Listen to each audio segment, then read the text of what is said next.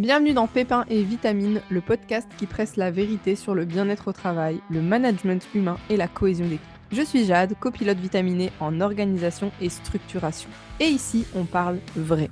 Des galères, des réussites et surtout des solutions pour remettre du peps, du sens et de la clarté dans ton quotidien.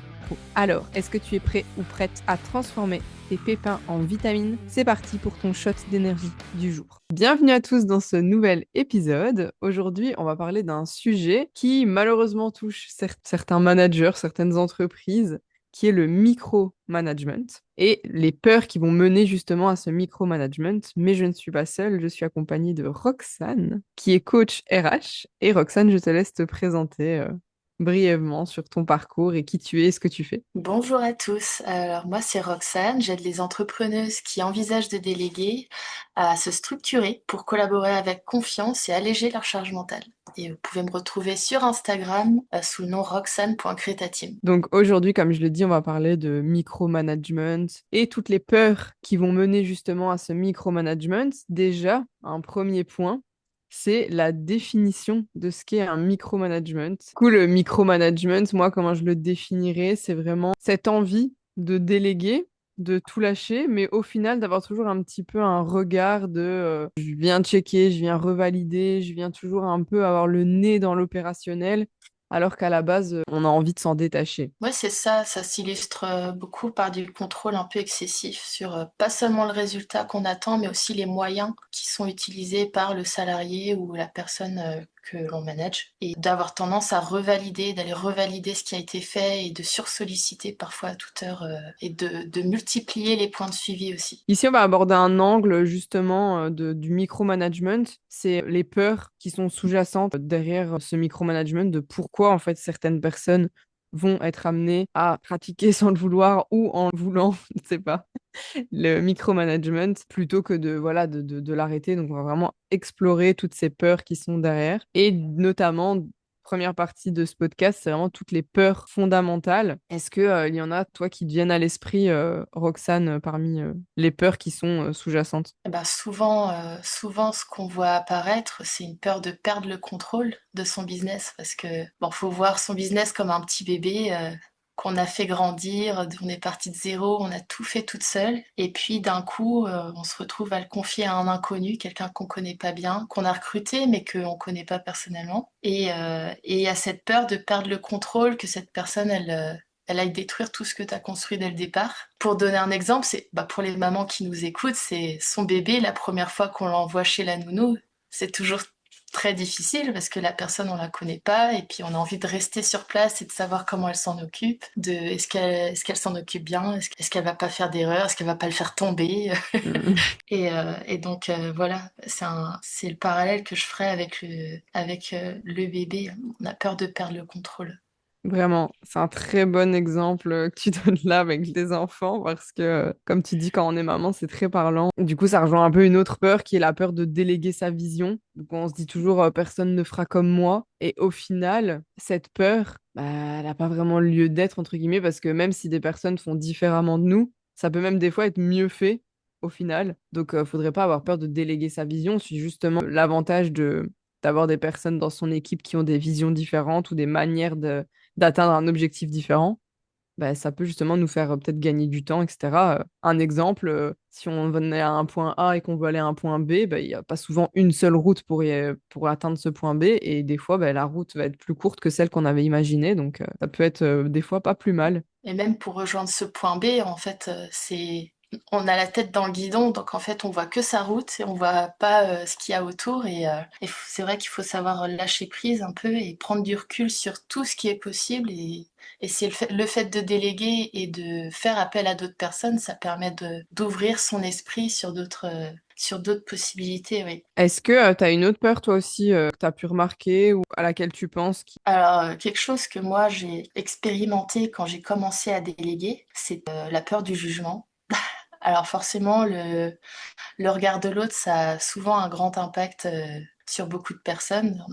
On se juge tellement, tellement plus durement vis-à-vis de la vision des autres que soi. Et le micromanagement, c'est souvent une conséquence d'avoir envie de prouver un peu sa légitimité. et de pas avoir l'air bête en fait Mm. quand on délègue sa mission, alors qu'en fait dans le cas des freelances, on délègue à quelqu'un qui est vraiment expert de son domaine, donc qui sait bien mieux que nous. Et c'est difficile de trouver un équilibre un peu entre je laisse faire parce que il est expert, il sait mieux que moi. Et aussi de l'autre côté, bah, c'est mon business, c'est moi qui commande et donc du coup, fais ce que je te dis en fait. C'est l'équilibre à trouver entre ces deux côtés-là qui est pas évident à trouver et qui peut engendrer le micromanagement derrière. C'est ça. Et au final, ça rejoint, comme tu dis, la peur quand tu dis la peur du jugement, aussi la peur de, en fait, si je délègue et qu'après ça ne fonctionne pas, peut-être être jugé parce que on a mal recruté, etc. Et ça rejoint encore une autre peur, cette peur de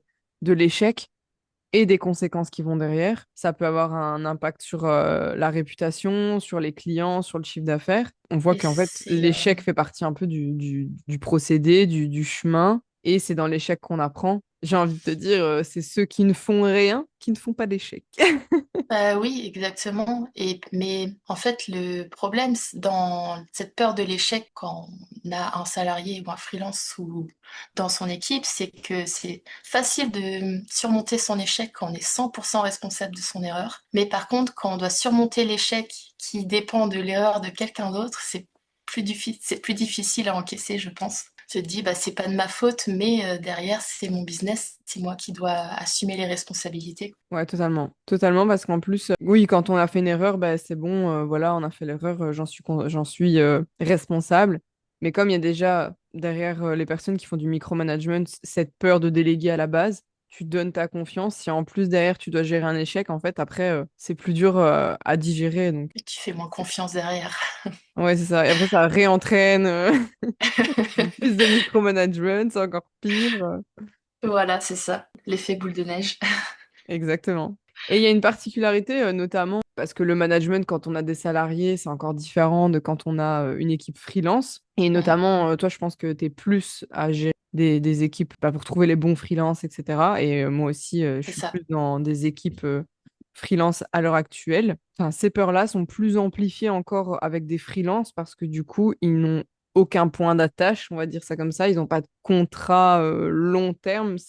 Un contrat freelance s'arrête plus facilement qu'un contrat salarié. Et du coup, forcément, il y a des peurs qui sont... Enfin, ces peurs-là sont amplifiées quand on fait du management en freelance. Notamment, il y a plus de va-et-vient, de turnover, d'équipe, etc. Est-ce que toi, tu vois une autre raison aussi au fait que ces peurs soient amplifiées avec les freelances? Et ben, comme tu l'as dit, il y a quand même une sacrée différence entre un freelance et un salarié. Mm, Déjà, un salarié, bon, du coup, nous, enfin, quand on embauche un salarié, on est l'employeur, donc il y a ce qu'on appelle un lien de subordination mm. derrière qui se crée, où on a droit de lui donner des ordres, on a droit de le contrôler et de le sanctionner s'il fait une faute ou s'il fait mal son travail. Que chez un freelance, on n'est pas l'employeur, mais on est le client. On se positionne complètement différemment, donc en fait, on peut exiger un résultat, mais derrière, on n'a aucun contrôle sur les moyens qui sont employés pour atteindre ce résultat, et donc faut laisser à son freelance énormément d'autonomie, et bah forcément, il y a plus de d'incertitude et plus de peur qui se crée, parce qu'en fait,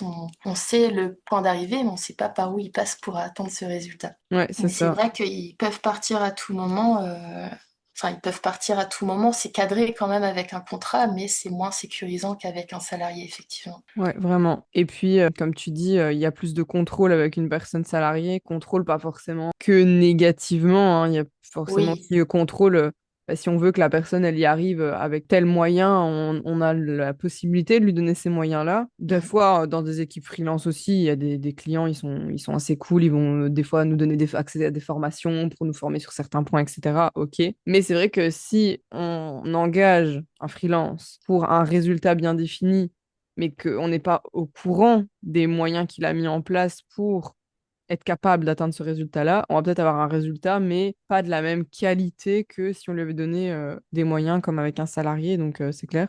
Et puis il y a aussi Mm. un point qui peut être tant bénéfique que négatif, entre guillemets, c'est ce côté distance. C'est qu'aujourd'hui, on est beaucoup freelance, des freelances digitaux en ligne. Certains vont complètement lâcher du lest en mode bah, tu fais ta vie, tant que moi j'ai les résultats en fonction de ma deadline, il n'y a aucun problème. Par contre, d'autres, c'est mon Dieu, je sais pas ce qu'il fait, comment il travaille dessus, dans quelles conditions. Donc, ça va grandir encore plus leur peur. Et du coup, ça Ouais, rejoint c'est un plus peu. amplifié. Ouais. Ouais, c'est ça vraiment. Et ça rejoint du coup un peu une croyance que certains ont, des croyances limitantes qui sont, ils sont pas dans mon entreprise en fait, ils sont pas vraiment dans mon entreprise, du coup ils peuvent partir du jour au lendemain. Mais du coup ça donne envie de d'encore plus survalider, surmanager, alors qu'en vrai, si tu les considères comme dans ton équipe et que tu les fais sentir aussi ces freelances-là comme étant dans ton équipe, ils vont avoir envie de s'impliquer, etc. Donc Oui, la cohésion, elle n'est pas facile à créer avec des freelances parce que, comme tu le disais, ils font pas vraiment partie de l'entreprise. Ils ont même leur propre business à gérer à côté. Ils mm, peuvent mm, pas être 100% avec nous, donc à 100% dans la vision. Après, c'est difficile, mais c'est pas impossible de créer mm, une mm. cohésion d'équipe qui fasse que la personne, elle ait envie de donner le meilleur pour toi et ton business. Au final, c'est un beau paradoxe de la part des managers qui veulent plus de flexibilité en engageant des freelances, en étant moins contraints à des charges comment on appelle ça? Je sais qu'en Les Belgique, c'est... cotisations. Ouais, c'est ça, cotisation, mais même les Mm, charges quand tu emploies un salarié, genre charges patronales, etc. mm, Enfin, nous, en Belgique, ça s'appelle comme ça. Mais d'un autre côté, ils ont besoin de contrôle aussi.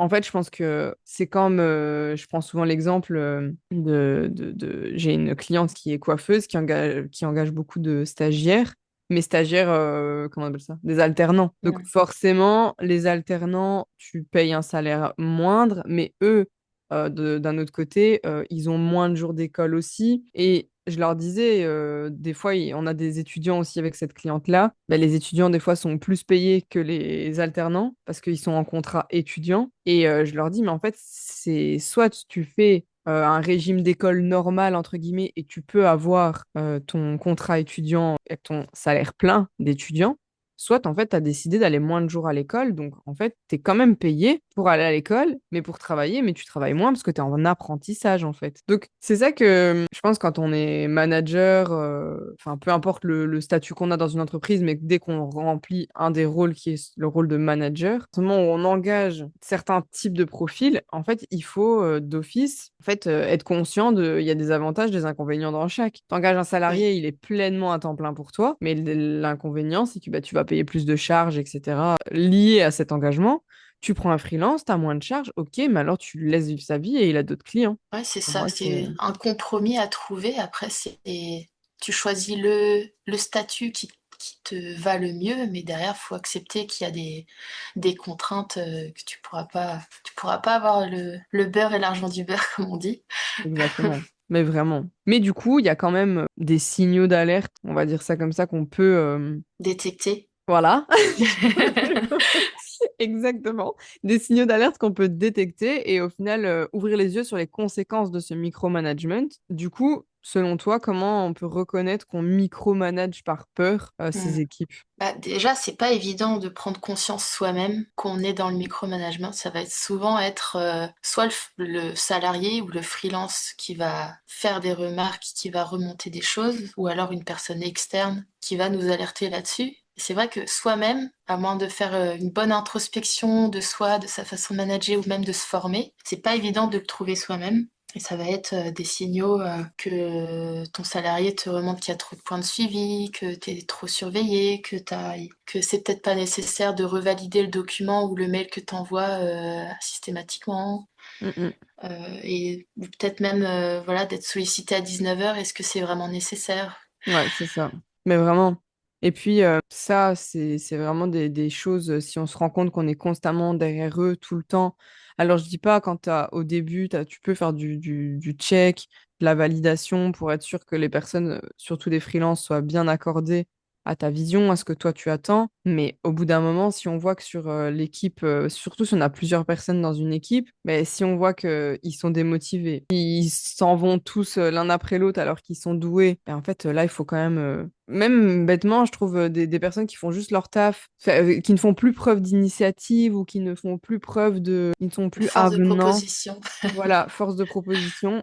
Ben en fait, je pense que c'est des signes déjà à faire attention parce que ça veut dire qu'ils ne s'impliquent plus et qu'ils n'ont peut-être plus envie de s'impliquer et Mm. que si tu n'as plus le temps ou la démotivation, tu es peut-être épuisé par ce micromanagement où tout le temps, au final, si tu te dis, bah, si ce que je fais, c'est toujours surveillé, bah, en fait, je vais juste faire ce qu'on me demande et basta. Ouais, bah Donc, oui, tu t'es plus motivé après, t'as plus envie de proposer des choses et de montrer de l'innovation derrière. Et puis même, t'es moins efficace parce que si en plus tu perds du temps à chaque fois à les refaire valider, à checker que c'est bien fait, bah t'es moins efficace alors que tu aurais pu faire beaucoup plus de choses derrière aussi. Puis bon, je vraiment, pense qu'à un moment, tu dis pourquoi je me fais chier?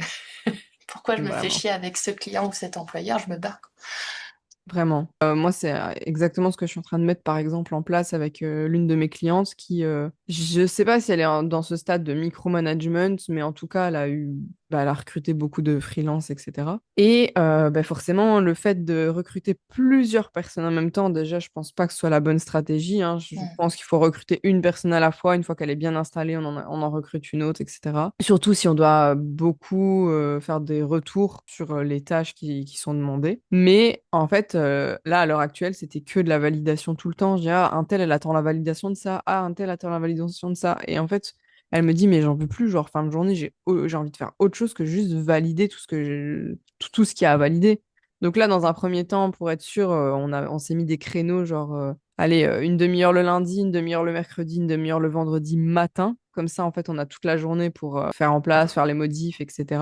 Et comme ça, en fait, déjà, dans un premier temps, c'est voilà, elle a son créneau, elle valide tout ce qui a validé. Parce que c'est mon rôle aussi, moi, de lui faire un check de voilà, un tel attend validation pour ça, un tel attend validation pour ça. Et dans un plus long terme, c'est voilà, ce sera que le lundi, vendredi, tu te mets une heure, tu valides tout ce qui a validé. Nous, on travaille de la semaine, on met tout en place et basta. Et elle, ça lui permet de juste, voilà, tu as ton créneau, tu valides. Et puis tu regardes plus et t'es pas en train de tout rechecker, passer ton temps à ah, est-ce que ça s'est fait, est-ce que ça s'est pas fait. Voilà, tu sais que ton équipe Ouais, travaille. Mais il faut aussi avoir derrière, forcément. On part du principe quand même que c'est une équipe freelance qui tourne, qui sait ce qu'il fait, qui fait correctement son travail et qui n'a pas besoin bah d'être oui. relancé ni materné tous les 5 minutes, hein. On est d'accord? Ah oui, il y a toujours un cadrage au début à faire pour faire des ajustements en début de collaboration, ça c'est normal. Ouais. Mais derrière, comme tu disais, faire des points de suivi, voilà, fixés pour pas déborder et se retrouver à faire ça toute la semaine. Voilà. Parce que derrière, l'employeur ou la personne qui délègue, le but c'est de gagner du temps, Mm, mm. si tu dois perdre ton énergie derrière à rechecker, autant pas recruter et puis faire les choses Ouais. toi-même directement, tu gagnes de l'argent derrière. Vraiment, bah, c'est vraiment ça. Et puis d'être toujours le nez dans les petites tâches opérationnelles derrière, t'as plus la vision globale de ton business et t'as pas le temps de travailler sur ta stratégie, sur tes clients, sur ouais, une vision globale de ton entreprise. T'es focalisé sur je vais relire le mail une deuxième fois pour être sûr qu'il n'y a Ouais. pas de faute. C'est rester la tête dans le guidon au lieu de voir plus grand et plus loin, quoi. Non, c'est vraiment ça, tellement. Mais ce n'est pas cul-de-sac. Je sais pas si on dit ça en France. Ce Tout n'est n'est pas perdu. Tout n'est pas perdu. Vous pouvez transformer vos peurs. On part en mode gourou avec Pierre Ninet ici. Mais donc vraiment, en fait, toutes ces peurs sont légitimes, comme on le disait, comme au début. Elles ont le droit d'exister, disons. Maintenant, elles n'ont pas le droit de persister. Ça bien dit. C'est normal qu'elles arrivent, on va dire, dans notre tête quand on a envie de déléguer, etc. D'avoir ces peurs-là quand, comme on disait au début, c'est notre bébé, c'est notre entreprise, on a envie qu'elle fonctionne. Donc, en fait, on met entre les mains certaines parties de la réussite de notre business entre les mains de quelqu'un d'autre, mais on peut transformer ces peurs en levier pour justement ne pas tomber dans ce micromanagement, ne pas rester la tête dans le guidon, ne pas rester dans ces tâches d'opérationnel, etc. Et Roxane, est-ce que tu as, toi, selon toi, des stratégies concrètes pour transformer ces peurs en levier justement et pour travailler sur ces peurs? Bah, déjà, la première chose sur laquelle, selon moi, il faut travailler, c'est sur la prise de conscience de ces peurs. Donc déjà, d'en avoir confiance, comme j'en ai parlé plus tôt. Si tu es dans le déni de non, tout va bien, j'ai pas de peur, je micromanage, mais c'est tout à fait normal, bah tu peux pas avancer. Là, pour le coup, c'est vraiment un cul-de-sac. Et donc l'idée, c'est d'avoir conscience de ses peurs et après de les rationaliser, en disant, par exemple, si je lui confie telle tâche, ça va être mal fait et puis il va me flinguer mon business et ça va être n'importe quoi. Qu'est-ce qui prouve que ça peut arriver? Quels sont les risques que ça arrive réellement? donc de chercher de rationaliser. Et puis derrière, sur la délégation, je pense que toutes les peurs rejoignent un peu ce côté-là. C'est tout simplement une question de confiance. Que déléguer, ça implique forcément de faire confiance à un moment donné et de lâcher prise. Et pour moi, l'idée derrière, c'est de comment je peux sécuriser ma collaboration, mon business, pour pouvoir avoir confiance en la personne à qui je délègue. Ça va être par exemple de créer des process sur la mission que je veux déléguer pour que ce soit vraiment cadré, vraiment au niveau de détail que tu souhaites pour que voilà, le freelance ou le salarié que tu embauches soit... Enfin, il a sous les yeux le process, donc il peut pas faire autrement. Et en toute façon, c'est une discussion aussi à avoir au moment du recrutement. C'est d'avoir un process de recrutement pour avoir une personne fiable qui travaille pour toi et puis d'avoir une discussion pour qu'il corresponde vraiment à tes valeurs, à tes convictions, à ce que tu souhaites et à ton niveau d'exigence aussi. Ça va être aussi de cadrer la communication et les objectifs à atteindre pour que vraiment tout soit clair dès le départ. Et puis, organiser des points de suivi, mais pas trop souvent non plus. Et des feedbacks aussi réguliers si vous discutez entre vous et que vous remontez, là, ça va pas, faudrait faire ça comme ça plutôt. Ça permet de s'ajuster et puis de créer une vraie relation de confiance et voilà, et de, comment dire, et d'évoluer ensemble en fait, de faire grandir l'entreprise ensemble. Il y a sur un autre aspect, il y a aussi travailler sa posture à soi, donc vraiment travailler sur les peurs, donc les rationaliser, mais aussi travailler sur sa confiance en soi, se sentir légitime de prendre cette posture de chef d'entreprise, d'avoir du recul sur son business pour savoir aussi, d'avoir une vision d'où tu veux l'envoyer et que du coup, tous tes process, tout ton recrutement derrière soit aligné avec ta façon d'être. Pas besoin d'être hyper charismatique, avoir un super leadership pour recruter et déléguer, c'est pas nécessaire. Et enfin, si malgré tout vous êtes en train de déléguer et que vous sentez que vous n'avez pas confiance et que malgré tout ce que vous mettez en place, vous n'arrivez pas à avoir confiance en la personne à qui vous déléguez, c'est d'aller chercher, d'aller creuser, d'aller chercher pourquoi cette personne-là, vous n'arrivez pas à lui faire confiance avec des faits rationnels. Par exemple, la personne, elle est tout le temps en retard, elle n'est pas compétente sur tel point, alors que c'est quand même vachement important. Et l'idée, c'est derrière, déjà de discuter avec cette personne-là, savoir si elle peut s'améliorer, et si c'est pas possible, de remplacer cette personne et de trouver mieux derrière, de trouver un remplaçant qui soit plus qualifié. Et pour avoir confiance en cette personne-là. Voilà. Trop bien. Super stratégie. Ça te va? Super, parfait. Non, mais c'est vrai, c'est que il y en a beaucoup, j'ai déjà remarqué, moi, qui délèguent en se disant c'est bon, je m'en débarrasse. Mais en fait, la délégation, ça se prépare. Et Oui, peut-être que toi, tu vas passer, je sais pas, 2 heures à faire ton carrousel de la semaine et tu penses que tu vas gagner 2 heures. Mais en fait, littéralement, je pense que tu en gagnes peut-être une demi-heure, 45 minutes sur tes 2 heures parce qu'en fait, tu vas quand même avoir du temps de. Tu donnes les infos, tu transmets toutes les infos à faire pour ce carrousel, tu vas avoir ce temps aussi de checker. Est-ce que si la personne programme ou toi, voilà. En fait, déléguer, tu gagnes un peu de temps, mais tu gagnes pas tout le temps que toi tu mets sur une tâche. Et ça, c'est à prendre conscience aussi que quand tu délègues, tu vas pas gagner exactement le temps que tu c'est ça. prévois à la base. Et ouais, je trouve ça super important, du coup, à la base, de créer tous des process pour pas déjà passer 40 ans à expliquer tout le temps, à repasser sur, ben non, je t'avais dit de faire comme ça, non, je préfère comme ça. Déjà, on a le process clair, on a une base. Si après la personne elle fait comme le process le dit, mais que le manager il va te dire ah non je voulais comme ça, bah non le process me disait ça. On a aussi beaucoup de Mm. points d'accroche aussi sur lesquels se baser si le client aussi a envie de se dire j'ai une autre idée. Oui, et Voilà, puis un c'est process, ça évolue aussi en fonction des ouais. retours, en fonction des évolutions. Ça se construit, mais il faut que ce soit bien cadré et bien posé à l'écrit ou par tout Oui, autre c'est ça. moyen, mais que ce soit cadré. Mm. Et puis, comme tu disais aussi, c'est reprendre sa posture de chef d'entreprise et c'est d'arrêter d'être dans ce rôle de contrôleur, de contrôleuse et plus d'être dans ce rôle de je facilite, tu vois, facilitatrice, facilitateur, de je facilite la mise en action et plutôt que juste contrôler. Et un point, moi, que je dis beaucoup aussi, c'est on peut faire des retours aux personnes, Mais ce qui est très important, c'est de leur expliquer comment nous, on voit les choses. Tu peux faire un retour en disant, bah, j'aime pas comme cette manière-là dont c'est fait. Ok, mais comment tu veux que je le fasse au final? Tu vois, c'est Faut que ce déjà, soit constructif. c'est ça. Ok, on peut faire des retours, on peut. Moi, je dis souvent, quand on veut faire une remarque négative, on la prend en sandwich entre deux positives, tu vois. Ah, bien ça. Bon, ça, ce serait amélioré, mais ça continue, hein. Ouais, Ouais, et puis non, proposer c'est- une axe d'amélioration. Oui, Une parce que axe d'amélioration, c'est bien de dire que les choses, ça va pas, mais d'accord, mais comment je peux faire mieux? Comment je peux faire que ça te convienne? Enfin, il faut donner des pistes aussi.